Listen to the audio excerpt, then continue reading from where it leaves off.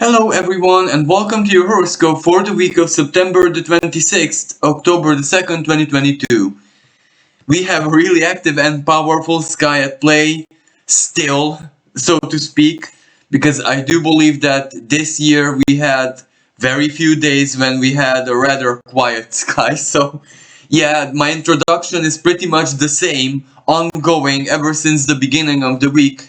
But basically, I do believe that that sentence is the very best that kind of includes what is going to be happening this week and how it is going to feel like. But of course, let's get to the nuance of this energy because it is really, really important because there is a strong crescendo of energies. And this crescendo is, it can feel like inner power in the sense that we're getting truly ready in the role, in the mood, and everything in life is basically reflecting to us the needs, the necessities for us to be strong and do something, make a choice, make a decision, execute a life change that's already been basically on the horizon for a lot of months. Do a very delicate move in our lives, for example, a separation, after a separation, or basically a reunion, or basically even if it's, we're after a Libra new moon, so a new partnership, everything which a new job. When I say new partnership, that doesn't necessarily have to be romantic. It can very well be a new job, so a contractual kind of partnership, new alliance, new friendship, new situation which attracts new people in your life. So all of that is basically included. And when we have a new partnership of any kind in our lives, or one is beginning, our Virgo retro, as in Mercury retrograde in Virgo, and Venus in there as well. Our routines, our schedules, our inner priorities, and very, very many times, especially if it's a romantic partnership or like an apprenticeship, or when the ally is a teacher, our worldview, our philosophies, and our core beliefs are slowly and surely starting to change.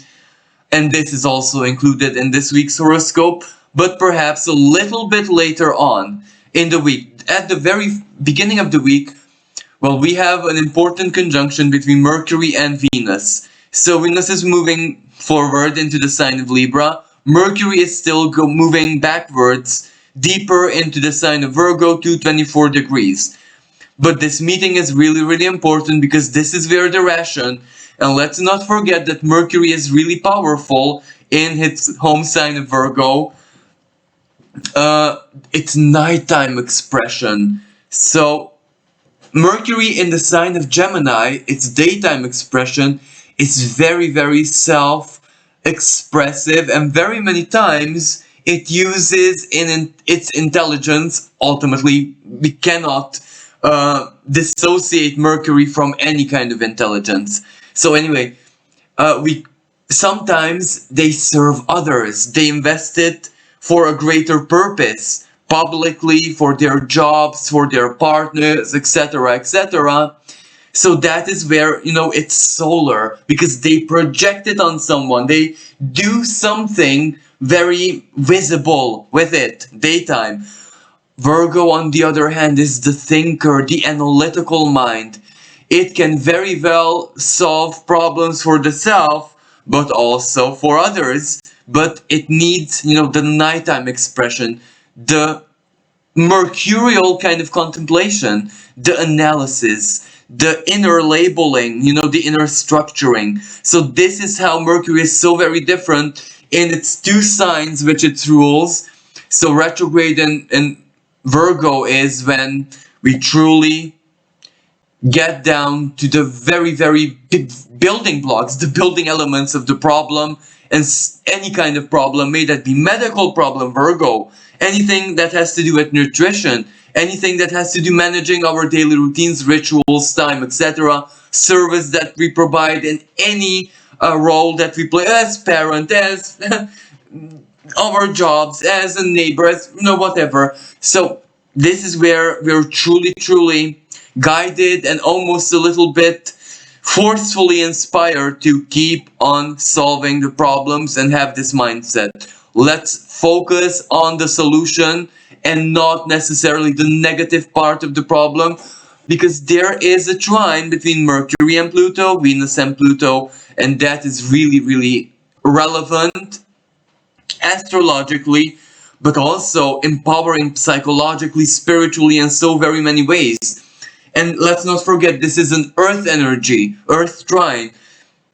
So, it can fix material problems, regardless of how we look at material.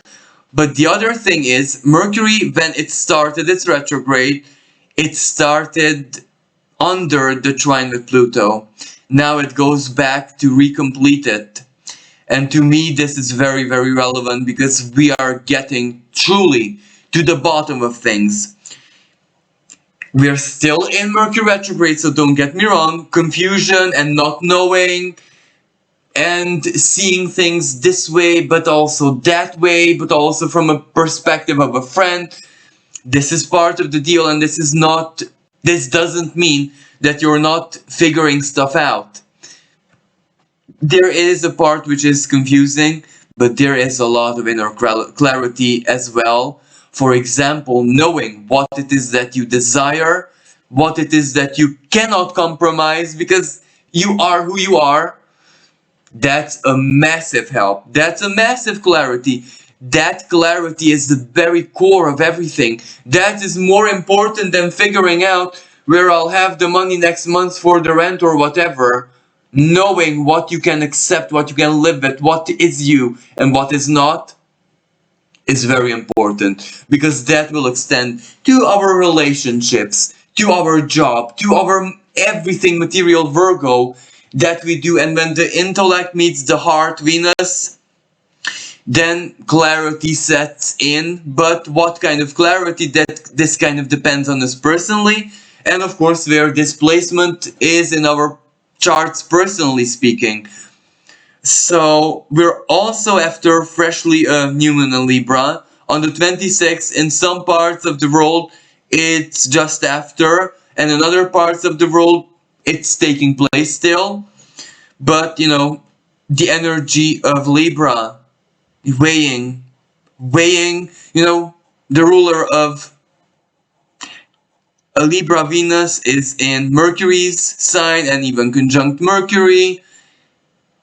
So this tells us the Libra new moon on one scale is the heart, and all of our value system in any way, shape and form.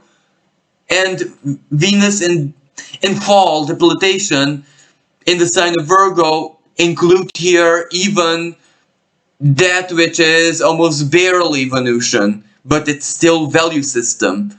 Even if it's an illusion, if it is there, it holds value. So chances are you will think about it, it will be spoken about, it will somehow enter your life. And let me just give you some really lower Venusian qualities.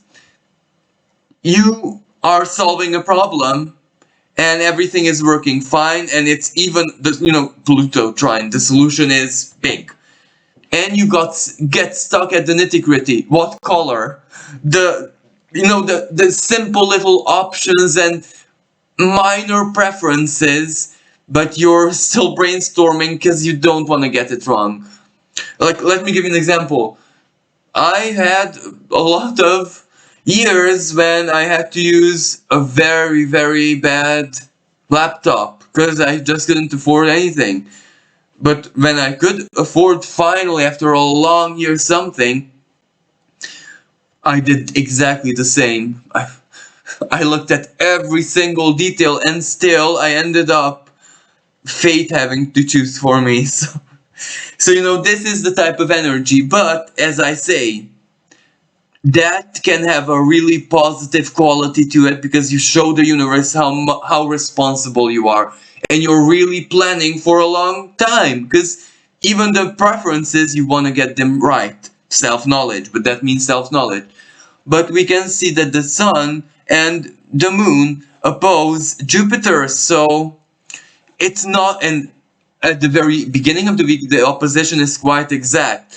So, the choices and this weighing, when I say it is easy, oh yeah, yeah, yeah. But when we do it, it's heavy. It's Jupiter expands it. That's why it's making us feel like it's the most important decision in life. Almost like our, I don't know, existence depends on it. But truly, when we think about it different, well, what color it has, or what brand it is, or but that's the positive kind of example. Because imagine if it's a partnership. I love you, but the color of your hair. This is the Virgo, Venus in Virgo. Like, I love you, and you're such a beautiful soul, and you satisfy me in every way, shape, and form possible. But, and this is where the Virgo energy comes in, your hairstyle, couldn't you just change it around with your facial hair, your body hair, the nitty gritty? This is where sometimes you're even embarrassed to say it. But when we have this opportunity, maybe when a partner comes to us and look, what should I really change about me? Especially the nitty gritty. That's a perfect moment to, drop the shyness and say that which needs to be said.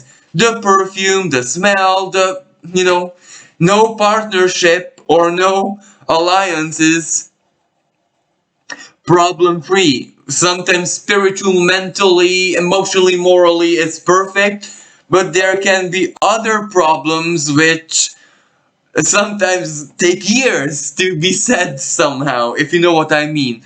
The more embarrassing Virgo bodily type of things where you just can't say it. So, and of course, Mercury always has a sense of humor, and Libra has a sense of humor, and Mars in Gemini, so humor is definitely in the air that we breathe right now. So if we add a touch of humor, it can be actually quite liberating, so to speak, but because that's the most positive example of this opposition with Jupiter. That which was always under a taboo becomes a humor, a joke, and it's free, it flies freely. No one's offended, everyone takes it with good humor. So, but no, I'm trying to project a very positive picture here, because chances are that this can also lead to a lot of complications and, to a lot of Mars in Gemini contradictory words. So it is what it is, really. We have to work with this energy. But regardless of how we look at it, this still prepares us. This still prepares us for the winter. This still prepares us for the eclipses, because we truly need to know who we are and who our partners are. We need to work with this Jupiter. We need to solve this Jupiterian puzzle, the Jupiter opposing Sun. What we believe, our core beliefs, and what we need to believe. Why need to believe? We're generating a future. We're literally, we're generating our futures. We're projecting, we're birthing it. We're the head. Jupiter in Aries in the head now. It's in the head space. So, we truly need the right formula. If we are a doomy and gloomy person by birth, well, this is where we need to truly understand that time has come for us to be different. Yeah, even I can be positive, even, this is where we can truly overcome some limitations within us, which are truly a matter of determination and choice. So faith is gonna realign. Faith, our belief systems, Jupiter, our sense of justice, our higher knowledge, so our worldview, life philosophies.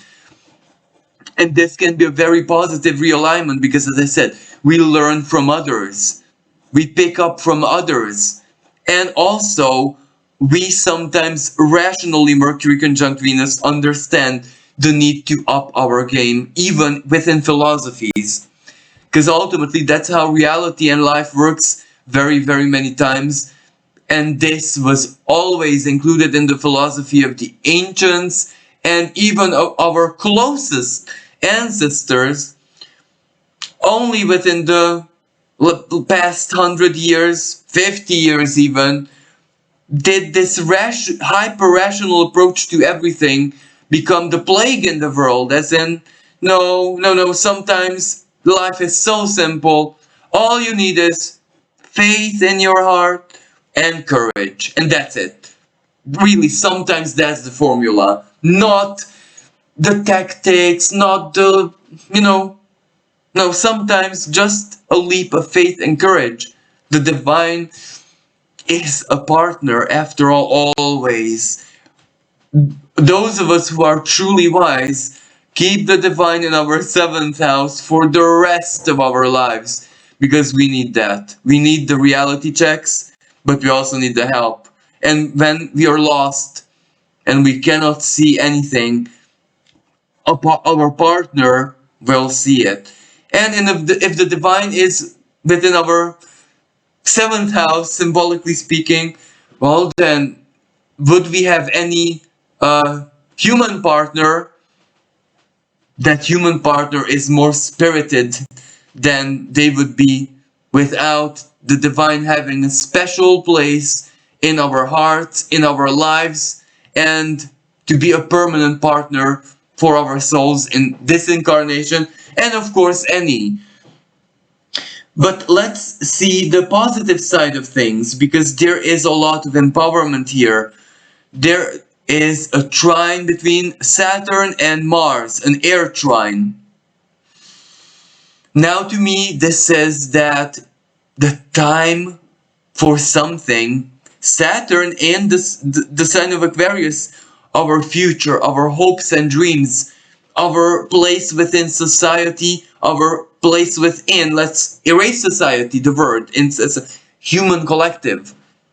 Because even in phases of our collective existence when the word society wasn't as relevant, the human collective was. So yes, that is pretty much the stronger energy at play here, because the time is here for something, because this is hopes and dreams, and we worked for it.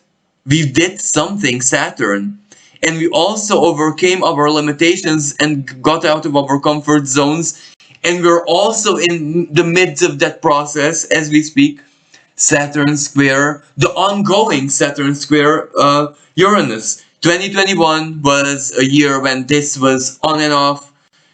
Then we had a small moment of respite, and then this is ongoing. So social changes, economic changes, legislative changes, customs, traditions that used to be part of our lives for tens, 20, 50, hundreds of years are no more, are like, a ghost town in that sense. And new ones are already sitting in the thrones of the old ones. And of course, some not very healthy. Uranus is not healthy. Never was. Let's be honest with each other. Uranus is what the closest expression there is to objective reality. But that is never healthy. That always served humankind for its doom, basically. Because Uranus is basically the symbolic apple of knowledge. But it is up to our responsibility, duty, and life experience as a species to make something good with exactly that which might doom us, the knowledge, the empirical knowledge. And where I'm going with this is, well, Saturn had a lot of lessons of what empirical knowledge can do to us. So certain habits and routines in our life, Saturn, that are not healthy should be eliminated before they get deeply rooted. For example, living on Facebook. Am I allowed to say this? Anyway, living on social media and really not even knowing who it is that we are at the very core of our beings, because we associate our identity with a profile. So that must not become part of our lives, reality, neither individually or collectively. So this was also part of the lesson. But this trine between Saturn now and Mars, well, any life lesson and every principle of wisdom and integrity, Saturn, that you embodied in the past 2 years, let's say, are going to be very well rewarded, not just right now, this week, but also when Mars will rehold this trine when it retrogrades. So yes, this is for a lot of people, the time is here. And for some people, it can be the time is here and it's one time something. For other people, it's a process which begins now and will last probably until the spring next year, but the completion and what is done there, that is meant to last for a long, long time in your life, regardless of what it is. Chances are for a lot of people it's not going to be physical, but it is something still that is the structure of their lives, because it's air trine. For other people, it's a partnership, contract, job, anything that can do with air energy. Because, both Aquarius and Gemini have very much similarities to them. Your Gemini has very much rebellious qualities just as Aquarius. So that means sometimes with Mars that one single act of rebellion and doing something totally against how you used to do it ever in your life is going to be the solution to something big. But this is the alchemical formula. You need to translate this into your life, because everyone knows by now what this Uranus Saturn square means to them in their lives. Is it your philosophy? Is it your mental health? Is it your self-worth? Is it your value system? Is it your house? Job, career, children, family, marriage? It is something that life is really, really forcing you to do differently. There, right now, the ongoing challenge is there, of course, but there is a big solution. Either a person, a help, you figuring something out, hard work, perseverance, determination, the right mindset, and what I said before, the right formula. Faith and courage. But this Jupiter needs another formula to be healthy, because this can be hyper self-centered and self-righteousness, where you think that you're absolutely right, but you crush other people with your righteousness. That's where you must not get there. This Jupiter needs a lot of gentleness, opposing the Sun in Libra, ruling planet of Libra, Venus, gentleness. Exactly. Libra shows how it's done in a gentle, diplomatic way where it's good for everyone. As in, there is no collateral victim. It's fair, equal, balanced for everyone. So that's why this is very important, because this opposition, the dark side to this is when we're so self-righteous that we crush everyone. And then in a few, actually months, in a few weeks, we'll look back and, oh my god, what have I done? I don't have any friends left, because you got what you wanted. But you see, this is where you need to have a lot of self-control, and this Jupiter in Aries is very impulsive, especially when it makes hard aspects. So anyway, there is another aspect brewing, that is Mars starting to square Neptune. This and this. This will be with us for a lot of time, and this is where we might feel a bit drowned, a bit wishy-washy, a bit lethargic, a bit not really in there, a bit like everything is an illusion. Like, is this reality? Because it doesn't feel like a reality. This is the kind of moments when people say, I never lived this ever in my life. I never felt this way. I never experienced this. And sometimes it's just the mood, a state, a reaction, a way of being. It has no explanation. Now, the good side to this, it is regenerative and really it forces us to rest. We are in our bubble, but it's so good there. We cannot stay totally in our bubble because we have to work, so we have to manage both. So this is where the discomfort comes in. The Neptune square Mars.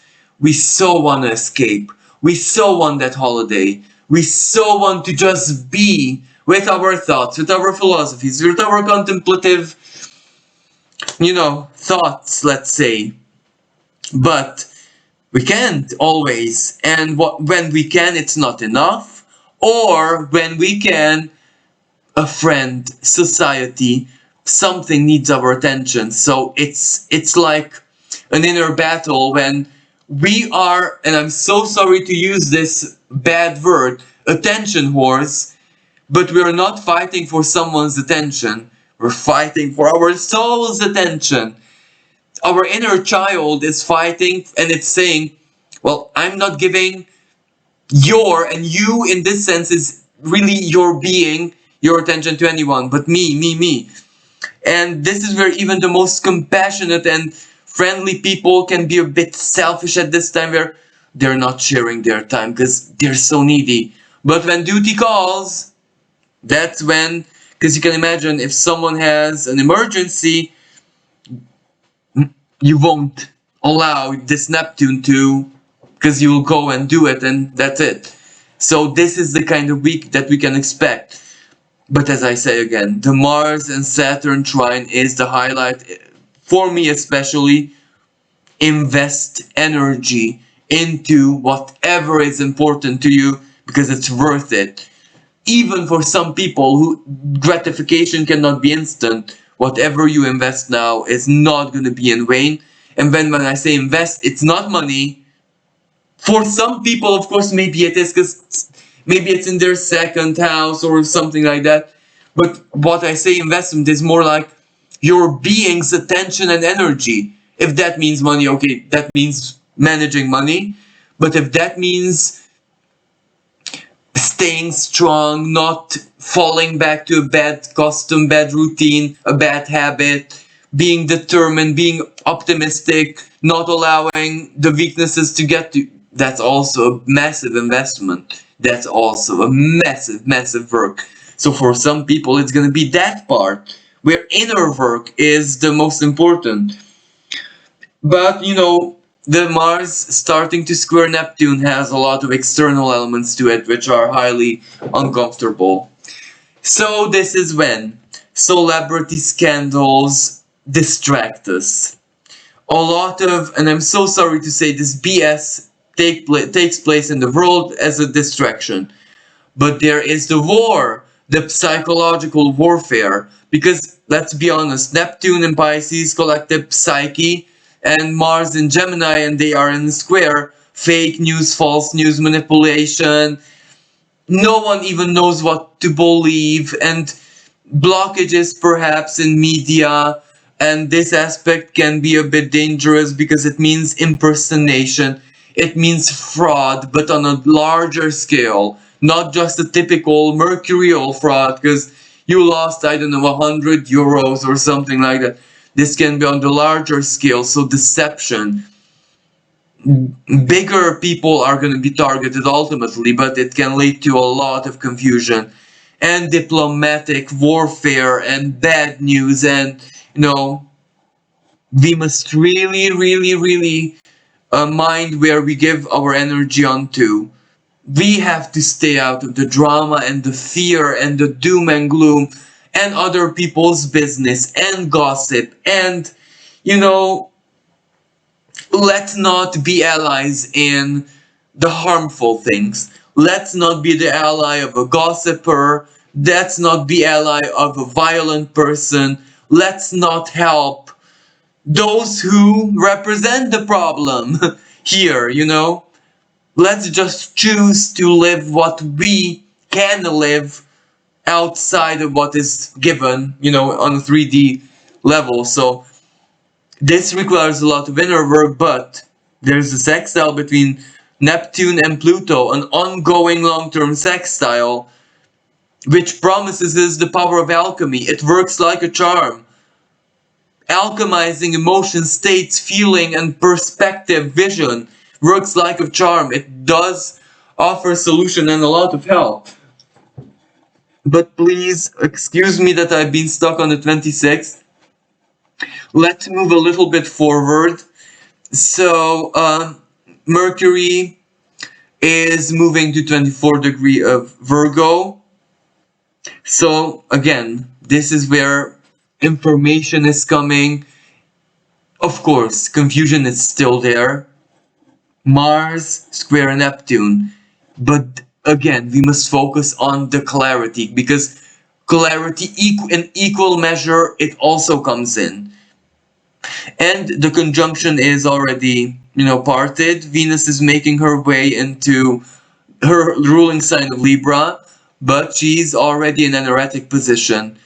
So the emotional truth, value system, the practical side of things, the values, for example, what we sacrifice and what we gain, the compromises that we make, Venus in Virgo stuff, that is highlighted. And especially, when the planet is erratic, it can be a bit more severe. So this is when Venus can be at most dissatisfied, when she's a bit frightened, when the plan is there, but the plan is way too big. How do I do it? How do I execute it? Am I really going to have the money, the resources, the power, the time, the skill? This can feel a bit intimidating, but we're doing it. We're still doing it. But another expression of this energy is when we're not very sure about certain things, if you know what I mean. But as I said, the trine with Pluto still holds, so we're still doing it. Or for example, something is much more expensive than we thought, and we have to accept the fact that we're not buying it tomorrow, but we still have the solution how to buy it, and we're not giving it. It's just a waiting game. Mars trine Saturn. But the waiting game is very certain, because we will have the extra money, if you know what I mean. So there is a lot of encouragement, there is a lot of hope, but sometimes random hope. Why random? Saturn square Uranus. Sometimes a solution, hope, good news, a helpful factor ultimately comes from a very, very unexpected area where we might have zero experience. The Fool, always. When Uranus, remember the Fool tarot card. Sometimes a new beginning is out of the blue. Just, like the Fool. Nothing. Only a little dog and a little pouch on his back, ripped clothes, that's all. That's all he has. But he has a lot of faith and what they call the beginner's luck. So let's move on. Now we have the proper and erratic Venus. And if I move a couple of hours, she is going to enter the sign of Libra.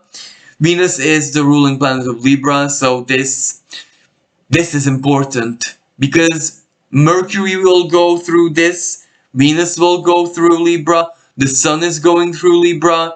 So, as I said, decisions, options, weighing, and with Mercury and Venus, modus operandi for balance in our lives.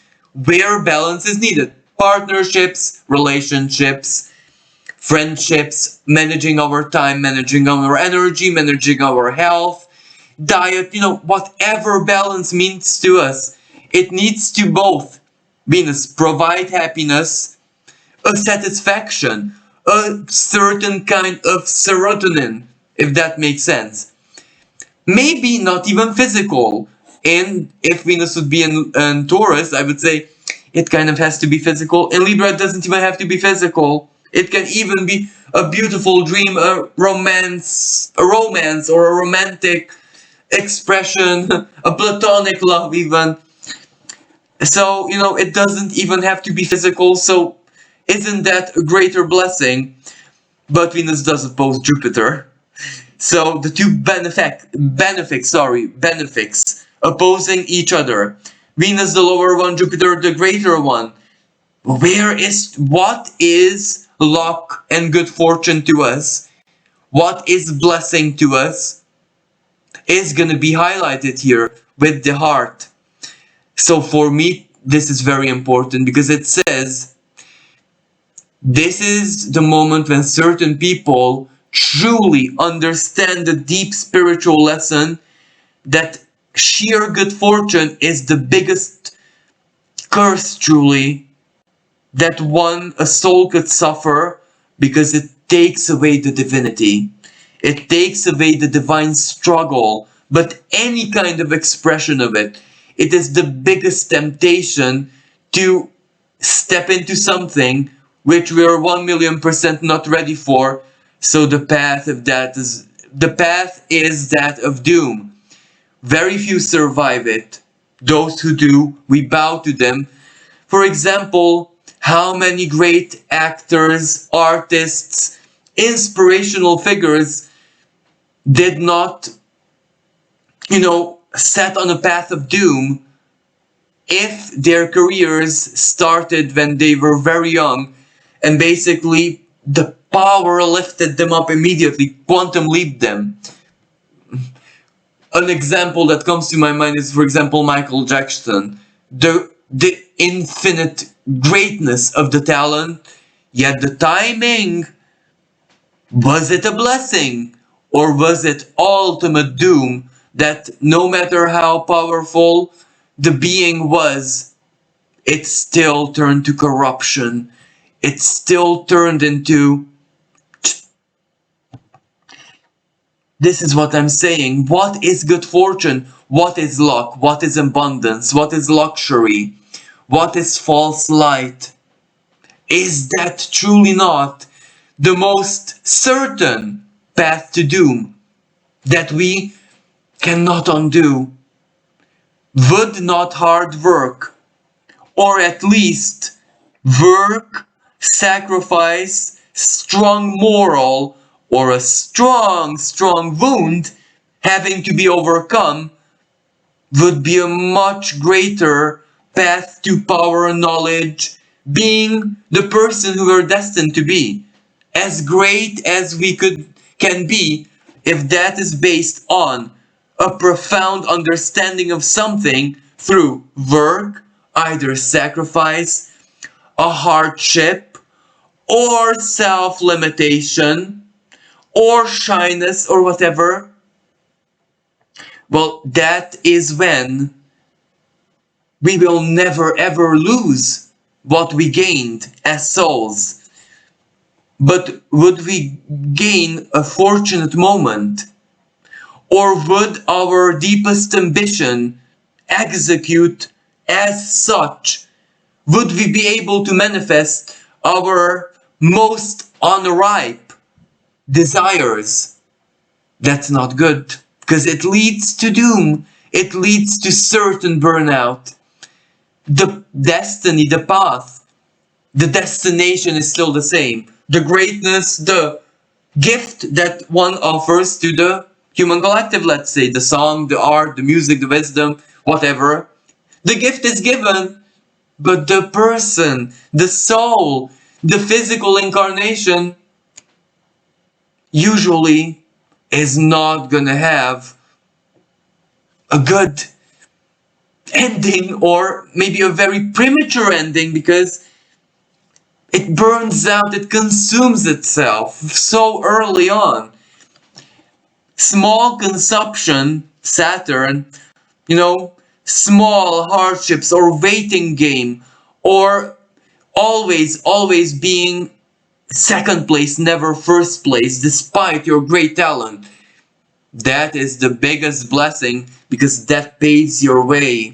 You will not fall, you cannot fall, because when your time is ripe, when it comes to you, you accept it with a certain kind of humbleness and a certain kind of knowledge, knowing instantly what to block out from your life. Instantly. Can there be big karmic temptations for a person who paves their path on work and sacrifice? Not so much. Not really so much. There are so many people and artists who like don't really demand a lot of material compensation, and their talent is infinite. And the beneficiaries always have the same opinion: you're so talented, why aren't you? And they don't understand that art is the person is actually doing what they're supposed to be doing. Don't encourage them to do something that would lead them to destruction. Just appreciate what you have, and that's it. Silence. Understand when a person is doing something better and more right than the social norm. So anyway, long story short, these are the moments when we can learn about what good fortune, the healthy kind, truly is. The healthy kind of true fortune is when the universe is a co-creator of our work. You know, when the universe weaves it with us together, not necessarily when it falls out from the sky, or when the genie in the bottle comes out and asks you what you desire. That is a possibility, but only someone with the moral integrity of, I don't know, let's say a high priest can do something truly beneficial with that empowerment, with that falling out of the sky. Chances are most of us can't. So sometimes good luck, extreme good fortune, prosperity, luxury, strong success, quantum leaps to into the stars, so to speak, are the path to ultimate doom, so to speak. So anyway, let's move on. Let me just check. Yeah. Okay, sorry. I'm so sorry. I kind of moved on away too extreme here. There, so the 30th. This is when Venus opposes Jupiter in a much more felt way, if that makes sense. So this is when we kind of put good fortune, prosperity, and everything that we consider as blessing in our lives, inner and outer, on the scale, and see how truly benefits us, and what we will invest our deepest faith into, because this is why we need to weigh what good fortune, what blessing, what happiness, what well-being truly means for us personally, because sometimes material well-being means zero, and emotional well-being means so much. But this is where self-knowledge has to come into play, because if you don't know that you're this type of person, then chances are you can buy yourself what you want, and you can self-love yourself, because it will not do anything. So again, weighing what blessing is to us based on deep self-knowledge. And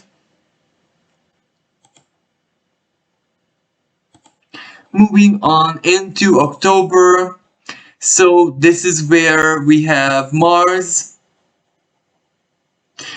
still trining Saturn, and Mars is really deep into shadow now. And you know, whatever themes we might get under this Mars retrograde season might be already symbolically popping up in our lives at this time. So this is definitely setting the stage. And what else? Again, the square between Mars and Neptune is getting stronger, so the illusion, the temptation, and our own fantasies and distractions and our mental distractions might already be setting in, but we still have a good coping mechanism a strong ambition to fight it. And then what did I want to mention? Yes, there is this square between Mercury and Mars. So there is going to be contradictory discussions, friends, or something that has been the theme of this Mercury retrograde season in your life. So there might be one last either discussion or negotiation or thinking it through, but chances are it does have to do something with communication, and you will get to the bottom of things. But again, this aspect requires patience, diligence, and to truly think before we speak. Angry words and fist fights are not really encouraged, but with wise and self sure, self confident approach is empowered, because this doesn't mean not to represent yourself and your interests and not to go there truly being sure of yourself, but that doesn't mean you have to be aggressive or necessarily look at the adversary as an enemy, because it's just an adversary. It is still a friend or a human being or whatever, or maybe your wife or husband, but it's not an enemy, just a temporary adversary or in a situation. So, and also, the Pluto Mercury trine, you are gonna be feeling very sure of your truth and what is in your heart and mind. So that gives you a lot of strength and power to make certain choices and decisions. But also, we get to the end of Mercury retrograde, because on the 2nd of October, Mercury is standing still in the sky, preparing to go direct the next day. And direct it will go. So basically, at the very end of the week, we also have the end of the Mercury retrograde season, the third one this year. And then we can expect another one, a fourth and final one in 2022 in December. But I do believe that out of all the Mercury retrogrades we had this year, this one is the most problem-solving one, which forces us, but it still gets things done. So yes, we get to the end of it, and the week that follows, Mercury is moving forward, going back on its retrograde path, the shadow path. So that means that contracts are going to be signed, communication is going to have a result, it will show some, effect, even if that effect is a negative one, like a separation. Things are going to finally be solved, and then Mercury joins Sun and Venus in Libra. And I would just like to throw a quick look at the dwarf planets, because we have Vesta still in the sign of Aquarius, and this is really important, because hope has to be part of our hope has to be the air that we breathe, because Vesta in Aquarius highlights actually the ethereal quality of Aquarius, the hope and dream, which are building blocks of our futures. So we need to keep our passions and our sacred fires of hope burning in our hearts and minds especially. Then we have Juno in the sign of Pisces.